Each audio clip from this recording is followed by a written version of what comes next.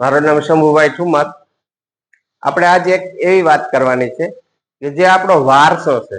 વારસો મતલબ ઋષિ મુનિઓ, અવતારો, આ લોકોએ ઘણું બધું આપણા માટે કીધું છે, પણ આપણે એને સહેતુ અને સમજણપૂર્વક લેતા ન હોય એનું પરિણામ આ બધું છે.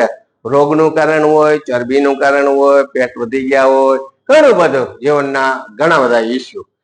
એમ કહેવાય કે કૃતજ્ઞ ભાવ ગયો ને આપણો, કૃતજ્ઞ ભાવ એટલે કરેલો પ્રેમ અને કરેલો ઉપકાર એ ભૂલવો નહીં.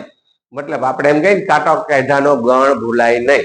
આપણે છે ને એવા 3 ઋષિ મુનિઓની આપણે વાત કરવાની કે વાક્યકારમ વરરુચિ, વાક્યકારમ વરરુચિ, પાણીની સૂત્રકારકમ, ભાષ્યકારમ પતંજલિ, પ્રણતો અસ્મિ મુનિત્રયમ. 3 મુનિઓને હું મારા નમસ્કાર છે. એ કૃતજ્ઞ ભાવ છે. હવે એને શું કીધું એમાં આપણે લેશું કે આપણે લાગુ પડે છે પતંજલિ. તો પતંજલિએ એક સરસ મજાનું સૂત્ર આપ્યું છે. તો બીમારી આવે જ નહીં. પણ શું છે તો કે યોગ્ય ચિત્તસ્ય પદે ને વાચા મલમ શરીરસ્ય ચ વેદ્ય કેન પતંજલિ પ્રાણ જલિરાન તોસ્મી યોપા કરોતી પ્રવરમ મુનિ નામ પતંજલિ પ્રાણ જલિદાન તોસ્મી. અહીંયા આપણે એક શબ્દ આવ્યો મલમ શરીરસ્ય ચ કે વેદ્ય કેન. ડિટોક્સ થાય, શરીરમાં ટોક્સિન વહી જાય, મળ સાફ થાય, પેટ સાફ તો 100 ગુણા બીમારીઓ માફ, એમ કહેવાય છે શુદ્ધ ગુજરાતીમાં. તો આપણે અહીંયા એ વિચારવાનું છે કે પતંજલિએ કઈ વસ્તુ આપી છે. તો પહેલી વસ્તુ કે સફાઈ, ડિટોક્સિફાય.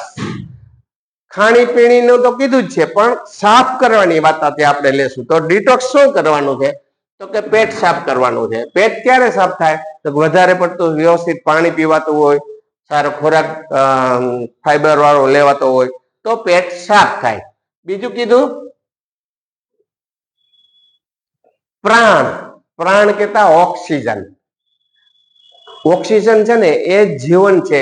એનાથી જ આખો શ્વાસ પેલી ક્રિયા છે. એના વિના હાલે જ નહીં. પાણી કદાચ મોડું પીશો, જમશો કદાચ મોડું, 2 ટાઈમ નહીં જમો તો ચાલશે, જીવનનું ખતમ નહીં થઈ જાય. પણ શ્વાસ એવી વસ્તુ છે જે સતત ઓક્સિજન આપે છે. જ્યાં માણસને કૃતજ્ઞ ભાવ નથી કે આ ઈશ્વર એ ભગવાન મારો જ્યાં ભાવ છે એ મને આ ઓક્સિજન ફ્રીમાં આપે છે, પણ હું કૃતજ્ઞ ભાવે એને યાદ કરું તો કોઈ સવાલ નથી. તો આપણા જીવનમાં આ બધી વસ્તુ આવશે.